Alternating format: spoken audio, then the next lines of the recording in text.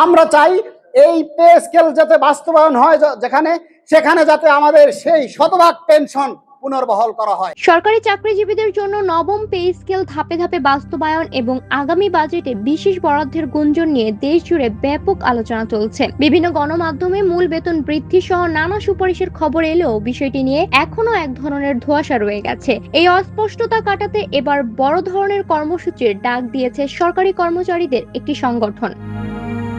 সংশ্লিষ্ট সূত্রে জানা গেছে, সম্প্রতি প্রধানমন্ত্রী তারেক রহমানের সঙ্গে অর্থ ও পরিকল্পনা মন্ত্রী আমির খসরু মাহমুদ চৌধুরীর এক উচ্চ পর্যায়ের বৈঠকে নতুন বেতন কাঠামো নিয়ে আলোচনা হয়েছে। বৈঠক শেষে জানানো হয়, নতুন পে স্কেল নির্ধারণের প্রক্রিয়াটি নির্ধারিত নিয়ম অনুযায়ী এগোবে। সচিব কমিটি পুরো বিষয়টি বিস্তারিত পর্যালোচনা করে সুপারিশ দিবে এবং সেই সুপারিশের ভিত্তিতে পরবর্তী চূড়ান্ত পদক্ষেপ নেওয়া হবে।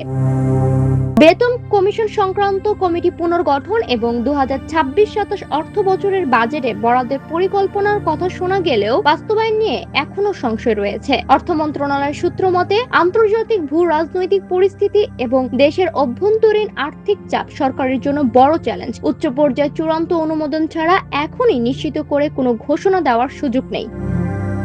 এদিকে পে স্কেল বাস্তবায়নের দাবিতে সুনির্দিষ্ট কোনো ঘোষণা না আসায় মাঠে নামার ঘোষণা দিয়েছে বাংলাদেশ সরকারি কর্মকর্তা কর্মচারী কল্যাণ সমিতি। সংগঠনের আহ্বায়ক আব্দুল মালিক নিশ্চিত করেছেন যে আগামী 16 মে জাতীয় প্রেস ক্লাবের সামনে বড় ধরনের কর্মসূচি পালন করবেন তারা।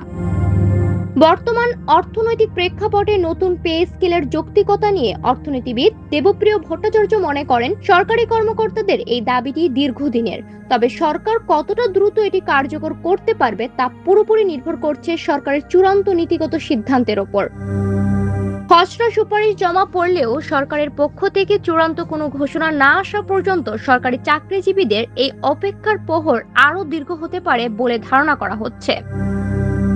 ডেস্ক রিপোর্ট, সোনালী নিউজ।